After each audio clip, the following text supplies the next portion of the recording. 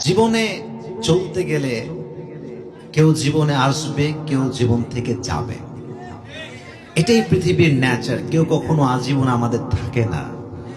তো কেউ ছেড়ে চলে গেলে পেইন খাওয়ার কোনো দরকার নাই, মায়া করার কোনো প্রয়োজন নাই। যে গেছে সে তোমার জন্য ছিলই না। কথা আসতে কেন জোরে বলো, ঠিক না যুবক ভাইয়েরা? যে তোমাকে ছেড়ে গেছে সে তোমার জন্য নয়, পাশাপাশি যে অলরেডি অন্য কারো হয়ে গিয়েছে সেও তোমার জন্য নয়। পৃথিবীতে সবচেয়ে সুখী মানুষ হচ্ছে সেই মানুষ যার বেঈমানের প্রতি কোনো মায়া থাকে না।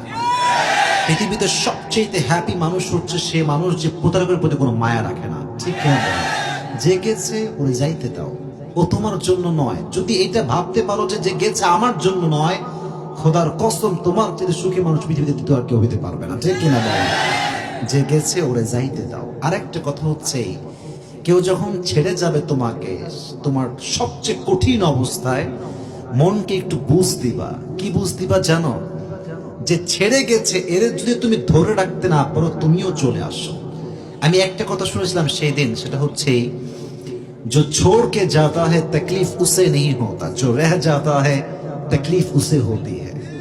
যে ছেড়ে যায় সে তো বিন্দাস আরামে ঘুরে, কিন্তু যে থেকে যায় ওইটার ভিতরে যে কেন আমারে ছাড়লো, সে জীবনে কখনো সুখী হতে পারে না।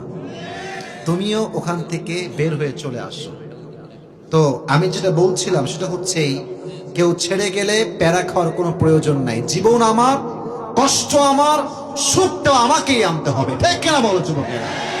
আর একটা ছোট্ট কথা তোমাদেরকে বলছি, জীবনে যারা তোমাকে ইগনোর করবে, খারাপ সময় পাশে থাকবে না, দুঃসময় তোমার হাত ছাড়বে, এদেরকে মাফও করে দিবা, সঙ্গে সঙ্গে ব্লকও করে দিবা।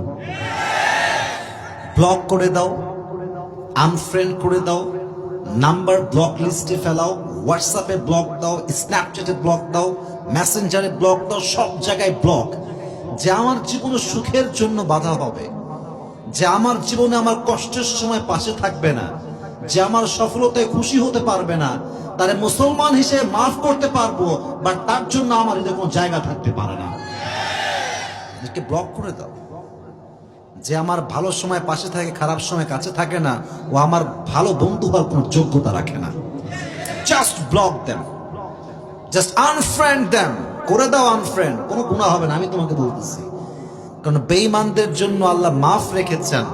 বাট হাদিসে এসেছে, লা ইউলদাগুল মুমিন ফি হুজরিন ওয়াহিদিন মাররাতাইন। মুমিন মুসলমান একবার ধোঁকার শিকার হয়, দ্বিতীয়বার সে গর্তে আর তারা কেউ পা দেয় না। ঠিক কিনা বলো? বের হয়ে আসো সেখান থেকে। রাজি আছো ইনশাআল্লাহ?